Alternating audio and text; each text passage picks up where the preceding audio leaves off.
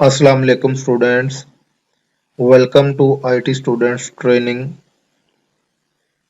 C++ programming intermediate level course का ये lecture number 5 है।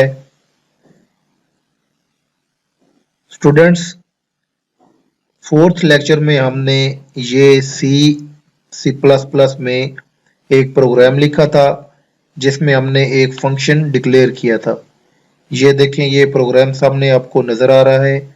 इसमें ये हमने फंक्शन डिक्लेयर किया था और उसके बाद हमने ये फंक्शन को की डेफिनेशन यहाँ पे लिखी थी मेन के बाद, ठीक है। और फिर मेन के अंदर हमने इस फंक्शन को यूज किया था, इन्वोक किया था, कॉल किया था, ठीक है। तो अगर हम अपनी पावर पॉइंट स्लाइड में जाएं तो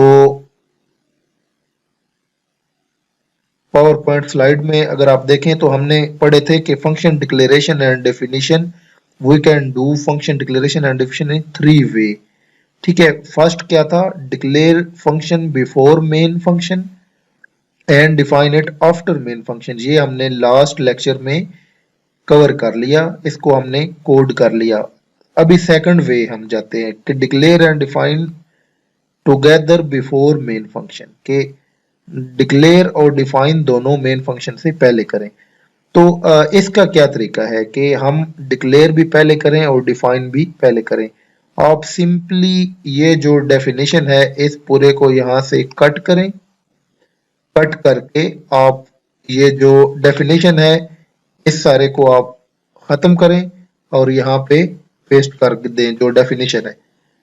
तो अगर आप ये डेफिनेशन मेन से पहले कर लेते हैं तो ये डिक्लेरेशन भी हो जाती है और डेफिनेशन भी हो जाती है, ठीक है। तो ये हमारी फंक्शन डिक्लेरेशन प्लस डेफिनेशन दोनों ये इकट्ठी हो गई हैं, ठीक है। तो सिंपल इतना सा काम है कि इसलिए मैं आपको कह रहा था कि ये जो डिक्लेरेशन और डेफिनेशन ये इकट्ठी हैं, ये ज्यादा सुटेबल होती हैं, क्योंकि अगर आप यहाँ पे पहले डेफिनेशन लिखेंगे और फिर एंड पे जाकर सॉरी यहाँ पे आप डिक्लेरेशन करेंगे और एंड पे जाकर डेफिनेशन लिखेंगे तो ये थोड़ा इतना जो है वो सूटेबल नहीं लग रहा, क्योंकि जरा रीडेबल इतना नहीं लग रहा, इतना ज्यादा अंडरस्टैंडेबल नहीं लग रहा। तो आप एक जगह पे ही डिक्लेयर भी करें और डिफाइन भी करें तो ये जो है ज्यादा सूटेबल है, लेकिन ये आपकी अपनी चॉइस है, ठीक है। आपकी अपनी, ये हर प्रोग्रामर हर डेवलपर की अपनी चॉइस होती है कि वो जैसे चाहे वो लिखे, ठीक है। तो जस्ट इसको मैंने अभी जो डेफिनेशन का पूरा कोड था उसको मैंने उठा के ये यहाँ पे लिख दिया, तो ये डेफिनेशन और डिक्लेरेशन दोनों हो गई हैं। अभी इसको मैं कंपाइल करता हूँ। ये सक्सेसफुली कंपाइल हो गया है, ठीक है। ये देखिए अभी एरर 0 आ रहे हैं। अभी मैं अपने फोल्डर में जाता हूँ, वर्किंग और डायरेक्टरी में, यहाँ पे ये स्क्वायर नंबर के नाम से ये देखें एक्सी फाइल पड़ी है, इसको मैं डबल क्लिक करता हूँ तो ये देखें please enter a number to get it square, मैं 4 लिखता हूँ तो ये 16 आ गया, ठीक है। तो ये अभी ये देखें अभी इसमें हमने सेकंड वे जो है वो यूज किया, ठीक है। इसमें हमने ये डिक्लेरेशन प्लस डेफिनेशन दोनों जो है वो इकट्ठी कर ली है, ठीक है। तो अगर आप देखें तो ये हमारा जो सेकंड है ये डिक्लेरेशन और definition together before main function, ये भी कवर हो गया। अभी जो थर्ड है कि declaration and definition function in a separate header file, ये हम इंशाल्लाह अपने जो नेक्स्ट लेक्चर आ रहे हैं उनमें क्लियर करेंगे, ठीक है। क्योंकि इनको क्लियर करने से पहले हेडर फाइल्स का इन डिटेल नॉलेज होना जरूरी है। तो ये जब हम हेडर फाइल के लेक्चर पे पहुंचेंगे और हेडर फाइल को हम डिटेल के साथ स्टडी करेंगे और उसका हम प्रोग्राम लिखेंगे तो उस वक्त हम इस जो फंक्शन का third way of declaration and definition है इसको कवर करेंगे। अभी हम क्या करते हैं कि अभी हम ये करते हैं कि हमने देखा था कि दो कैटेगरीज है हमारे पास फंक्शंस की, एक वो कि जो वैल्यू रिटर्न करते हैं और दूसरे वो जो वैल्यू रिटर्न नहीं करते। आपको पता है कि जो फंक्शन वैल्यू रिटर्न नहीं करता उसके स्टार्ट में एक कीवर्ड लिखा जाता है। कौन सा कीवर्ड? वॉइड, ठीक है, तो हम इसी फंक्शन को, ये जो हमारा डू स्क्वायर फंक्शन है, इसको हम चेंज करते हैं उस फंक्शन में जो वैल्यू रिटर्न नहीं करता। तो उसके लिए हम void कीवर्ड लिखते हैं और ये रिटर्न स्क्वायर को भी हम यहाँ पे खत्म करते हैं क्योंकि ये भी रिटर्न नहीं कर रहा। स्टूडेंट जब ये रिटर्न नहीं कर रहा तो फिर ये जब कैलकुलेट करेगा स्क्वायर, तो इस स्क्वायर का क्या फायदा होगा, स्क्वायर को हम यूज कहाँ करेंगे? इसके लिए मैं आपको बताता हूं कि जब हम यहाँ पे इस फंक्शन को कॉल करेंगे, तो चूंकि ये फंक्शन हमें रिटर्न ही कुछ नहीं कर रहा, तो जब रिटर्न ही कुछ नहीं कर रहा तो हम फिर हम असाइन नहीं कर सकते इसको किसी वेरिएबल को, इसकी वैल्यू जो है, क्योंकि ये हमें कुछ रिटर्न ही नहीं कर रहा।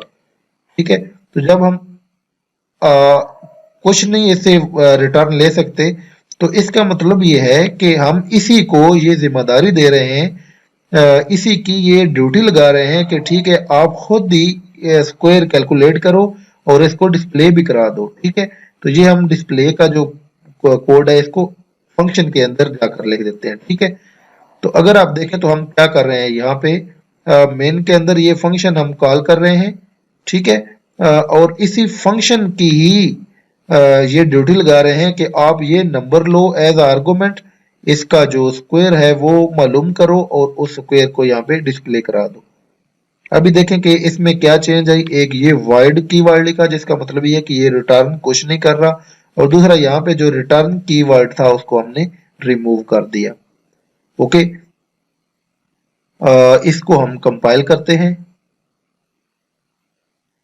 ये कहता है कि यहाँ पे एरर आ गया है, तो एरर आना भी चाहिए, ये एक सिंटैक्स एरर है, क्योंकि हमने ये देखें जो रिजल्ट है, रिजल्ट नाम का कोई वेरिएबल नहीं है। ठीक है, यहाँ पे स्क्वायर नाम का वेरिएबल है, तो हम यहाँ पे रिजल्ट की बजाय स्क्वायर लिखेंगे। ठीक है, इसको हम दोबारा कंपाइल करते हैं, तो ये सक्सेसफुली अभी कंपाइल हो गया है। मैं अपनी वर्किंग डायरेक्टरी में जाता हूँ, स्क्वायर नंबर को रन करता हूँ, तो ये अभी 7 एंटर, तो ये देखें 49 इसने इसका स्क्वायर दे दिया है। तो ये जो हमारे फंक्शन की सेकंड कैटेगरी थी जिसमें फंक्शन रिटर्न नहीं करता, ये हमने कवर किया। इसके बाद अगर हम और देखें तो कौन सी चीज है जो अभी कवर करनी बाकी है। एक और चीज के इसी को हम एक ऐसा फंक्शन बनाए कि जो मोर देन वन आर्गुमेंट्स लेता है, क्योंकि अभी जो हमने दोनों फंक्शन लिखे, एक वैल्यू रिटर्न करने वाला और एक वैल्यू रिटर्न नहीं करता, खुद ही डिस्प्ले कराता है, दोनों एक एक आर्गुमेंट ले रहे हैं। अभी हम इसी फंक्शन को चेंज करते हैं कि ये 2 आर्गुमेंट ले, तो आपको पता है कि आर्गुमेंट कौन से होते हैं, ये तो आर्गुमेंट जो है ना, ये जब 2 लिखने हो तो उनके दरमियान कॉमा लिखा जाता है, लेकिन 2 आर्गुमेंट को हम यहाँ पे लेट्स सपोज डू स्क्वायर की बजाय डू सम कर देते हैं। ठीक है, और 2 वैल्यू यहाँ पे 2 नंबर हम इंट num2 और पहले का नाम हम रख देते हैं इंट num1। ठीक है, और ये क्या कर रहा है, इंट सम एक वेरिएबल डिक्लेयर करते हैं जिसमें ये क्या कर रहा है कि दोनों नम्स को num1 प्लस num2 कर रहा है। ठीक है, तो दोनों नंबर्स को ये ऐड करके इंट सम में डिस्प्ले कर रहा है, इंट सम में ये स्टोर कर रहा है। तो यहाँ पे हम डिस्प्ले करा देते हैं कि सम ऑफ बोथ नंबर्स इज, यहाँ पे स्क्वायर की बजाय सम।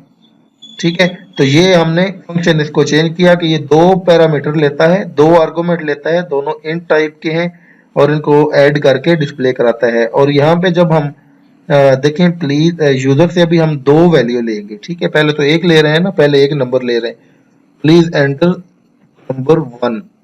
ठीक है, तो ये यूजर एक नंबर एंटर करेगा, इसको हम यहाँ पे एक लेट्स सपोज n1 लिखते हैं और एक वेरिएबल डिक्लेयर करते हैं n1 के नाम से, और यूजर जो वैल्यू देता है उसको हम n1 वेरिएबल में सेव कर लेते हैं, और फिर हम यूजर को कहते हैं कि दूसरा नंबर भी दो, प्लीज एंटर नंबर 2। ठीक है, तो जो दूसरा नंबर यूजर एंटर करेगा उसको हम एक और वेरिएबल डिक्लेयर करते हैं n2 और cn से इस n2 में सेव कर लेते हैं। ओके, अभी हम ये फंक्शन कॉल कर रहे हैं, कौन सा, इसको मैं पहले वाले फंक्शन को खत्म करता हूं और डू सम, और इसको n1 फर्स्ट नंबर और n2 सेकंड नंबर ये एज अ पैरामीटर में पास कर देता हूं और ये इन दोनों का सम जो है वो डिस्प्ले करा देता है। इसको मैं अभी कंपाइल करता हूं, ये कंपाइल हो गया सक्सेसफुली। मैं वर्किंग डायरेक्टरी में जाता हूं, ये देखें एंटर नंबर 14343, सेकंड नंबर 32 और ये देखें इसने इसका जो सम है वो 75 वो डिस्प्ले करा दिया है। तो ये स्टूडेंट फंक्शन के रिलेटेड जितनी भी चीज़ें थी वो हमने कवर कर ली हैं। फिर हम जो जो मूव करेंगे इसमें बहुत एडवांस लेवल की जो चीज़ें आएंगी उनको हम इंशाल्लाह कवर करते जाएंगे। नेक्स्ट लेक्चर से इंशाल्लाह हम एक न्यू टॉपिक के साथ जो है वो आएंगे, एक नया टॉपिक हम डिस्कस करेंगे और उसको हम कोड भी करेंगे।